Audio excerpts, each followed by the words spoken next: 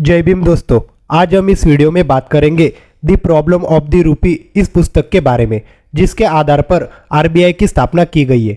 बाबा साहेब ने सभी प्रकार की कठिनाइयों का मुकाबला करते हुए भी अपना डीएससी का अर्थशास्त्र से संबंधित शोध प्रबंध पूरा करने में कोई कमी नहीं रहने दी। उन्होंने अपने शोध प्रबंध का लेखन पूरा होने के बाद अपने अध्यापक प्रोफेसर एडविन कैनन की इजाजत से उसे प्रॉब्लम ऑफ द रूपी नामक शीर्षक से सन 1922 के अक्टूबर महीने में विश्वविद्यालय में प्रस्तुत किया। इससे 17 माह पहले अर्थात जून 1921 में विश्वविद्यालय ने उनका provincial decentralisation of imperial finance in British India नामक लघु शोध प्रबंध एमएससी अर्थशास्त्र की उपाधि के लिए स्वीकार कर लिया था। विश्वविद्यालय को डीएससी के लिए अपना शोध प्रबंध प्रस्तुत करने के बाद बाबा साहेब ने बार एट लॉ की परीक्षा की ओर अपना ध्यान केंद्रित किया।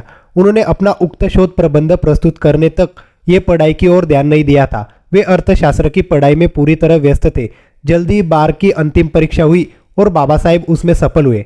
बाबा साहेब के दी प्रॉब्लम ऑफ द रूपी अर्थात भारतीय मुद्रा चलन की समस्या प्रबंध पर परीक्षकों की समिति का निर्णय व्यक्त होने में अभी 5-6 महीने का समय और लगने वाला था। इसलिए इस समय का कैसे उपयोग किया जाए, इस बात की समस्या बाबा साहेब के सामने थी। गहराई में सोचने के बाद उन्होंने तय किया कि तब तक जर्मनी के बॉन विश्वविद्यालय में जाकर किसी आर्थिक सवाल पर खोजपूर्ण प्रबंध लिखकर उस विश्वविद्यालय की डॉक्टरेट की उपाधि प्राप्त की जाए। उस विश्वविद्यालय में जो कुछ लिखना है वो जर्मन भाषा में। इसलिए बाबा साहेब ने जर्मन भाषा सीखना शुरू की और उसी के साथ फ्रेंच भाषा भी सीखना आरंभ किया। उन्होंने इस संबंध में बॉन विश्वविद्यालय को लिखा। वहां से सकारात्मक जवाब आते ही वे बॉन विश्वविद्यालय गए। वहां उन्होंने 3-4 महीने अपने नए शोध प्रबंध की तैयारी करने में लगाए। इस दौरान सन 1923 उनको प्रो एडविन कैनन का पत्र मिला। उसमें उन्होंने बाबा साहेब को लिखा था कि समिति के सदस्य आपका शोध प्रबंध स्वीकार करने के लिए तैयार नहीं है, इसलिए आप तुरंत लंदन चले आइए।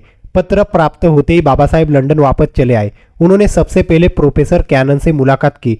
उस समय उनको इस बात का पता चला कि उन्होंने भारतीय मुद्रा चलन पद्धति के संबंध में ब्रिटिश सरकार की नीति और अर्थशास्त्रियों के संकीर्ण विचारों की जो करारी आलोचना अपने शोध प्रबंध में की थी, उससे समिति के सदस्य बेहद परेशान हो गए थे।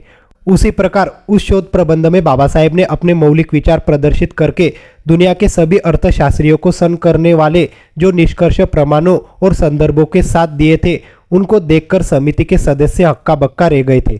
उन सदस्यों ने स्पष्ट रूप से कह दिया था कि बाबा साहेब के इस शोध प्रबंध को स्वीकार करके उनको डीएससी की उपाधि दी जाए, इस प्रकार की सिफारिश विश्वविद्यालय के पास भेजने के लिए हम तैयार नहीं है। समिति के सदस्यों ने यह निर्णय सन 1923 के मार्च महीने में लिया था। बाबा साहेब ने अपने इस प्रबंध में जिन बातों की विस्तार से चर्चा की, उसमें मुगलों के शासनकाल में, ईस्ट इंडिया कंपनी के शासनकाल में और ब्रिटिश शासनकाल में भारतीय मुद्रा चलन पद्धति में सोने और चांदी की मुद्राएं कैसे चलन में आई, उनमें परिवर्तन कब, क्यों और कैसे हुए, उनका अच्छा बुरा प्रभाव भारत के व्यापार, उद्योग धंधा और आम जनता आदि पर कैसे पड़ा आदि है। और इन मुद्दों को स्पष्ट करने के लिए, इनका विश्लेषण करने के लिए उन्होंने सैकड़ों ग्रंथ, सरकारी रिपोर्ट, भारतीय और ब्रिटिश संसदों में, जनसभाओं में बार बार हुई अनगिनत बहसों आदि के प्रमाण प्रस्तुत किए। इन प्रमाणों और संदर्भों के आधार पर उन्होंने इस बात को भी स्पष्ट करने का प्रयास किया था कि इस प्रकार की मुद्रा भारतीय मुद्रा चलन पद्धति में किस प्रकार स्थिर की जा सकती है, जिससे कि आम जनता, सरकार, व्यापार और उद्योग धंधा आदि पर उसका अनुकूल और लाभदायी परिणाम हो सके। उन्होंने अपने मत के समर्थन में हर मुद्दे के लिए पिछले कई वर्षों के आंकड़ों के माध्यम से लंबी चौड़ी जानकारी दी। बाबा साहेब ने प्रोफेसर कैनन को अच्छी तरह समझाने का प्रयास किया कि शोध प्रबंध में मैंने जो विचार प्रस्तुत किए, उनके समर्थन में प्रमाण और संदर्भ दिए और उनके आधार पर मैंने जो निष्कर्ष दिए वे भी शास्त्रीय और सत्य है। उन्होंने उसी प्रकार समिति के सदस्यों को भी अपना पक्ष सही ढंग से समझाने का पूरा प्रयास किया, लेकिन उनके समझाने का समिति के सदस्यों पर कोई असर नहीं पड़ा। वे लोग बाबा साहेब को कह रहे थे कि आपने ब्रिटिश सरकार की और अन्य अर्थशास्त्रियों की जो आलोचना इस प्रबंध में की है, उसको इस प्रबंध से पूरी तरह हटा लिया जाए, जिससे कि हम आपको इस डीएससी की उपाधि के लिए स्वीकार कर लेने की सिफारिश विश्वविद्यालय से कर सके। उनकी इस बात को सुनने के बाद बाबा साहेब ने उनसे कहा कि मैंने इस प्रबंध में जो कुछ लिखा है वो कहाँ गलत है, कहाँ अशास्त्रीय है, ये मुझे आप बता दीजिए तो मैं वहां से हटा सकता हूँ। लेकिन यदि आपका ये कहना है कि सारा का सारा शोध प्रबंध आपके विचारों के अनुकूल हो, तो ये कदापि संभव नहीं है। आप लोगों ने मेरे प्रबंध को स्वीकार नहीं किया तब भी चलेगा। बाबा साहेब ने कहा कि मैं भारत में जाकर इस शोध प्रबंध को प्रकाशित करूंगा तब तो दुनिया के सभी अर्थशास्त्रियों को यकीन हो जाएगा कि मेरा पक्ष शास्त्रीय है, आप लोगों का पक्ष अशास्त्रीय है। प्रबंधों को स्वीकार करने या ना करने के बारे में ये जो गुत्थी पैदा हुई थी, उसको हल करने के लिए प्रोफेसर कैनन ने यह सुझाव दिया कि इस प्रबंध की संपूर्ण जानकारी ऐतिहासिक दृष्टि से बहुत ही महत्वपूर्ण है, इसमें कोई संदेह नहीं है। इसलिए उस जानकारी को प्रबंध में जस का तस रखकर उसके आधार पर दिए गए निष्कर्षों को भी बगैर छेड़छाड़ किए सारे प्रबंध की रचना सिर्फ अलग ढंग से की जाए, और दोनों ने सुझाव को स्वीकार कर लिया। बाद में बाबा साहेब ने बॉन विश्वविद्यालय की अपनी योजना को त्याग दिया और वे भारतीय मुद्रा चलन की समस्या प्रबंध को नए ढंग से प्रस्तुत करने के काम में जुट गए। अब तक उनके पास के पैसे खत्म हो रहे थे और प्रबंध का काम और 2-3 महीने चलने वाला था, इसलिए मजबूरन शेष काम भारत में लौटकर ही करने का फैसला किया। 7 अप्रैल 1923 को बाबा साहेब मुंबई लौट आए। उन्होंने नए ढंग से लिखा हुआ अपना प्रबंध सन 1923 के अगस्त में मुंबई से लंदन विश्वविद्यालय को भेज दिया। बाद में उसको उसी रूप में स्वीकार कर लिया गया और लंदन विश्वविद्यालय ने उनको सन 1923 के नवंबर में डीएससी की उपाधि प्रदान की। उनको डीएससी की उपाधि प्रदान करने का टेलीग्राम लंदन से भेजा गया।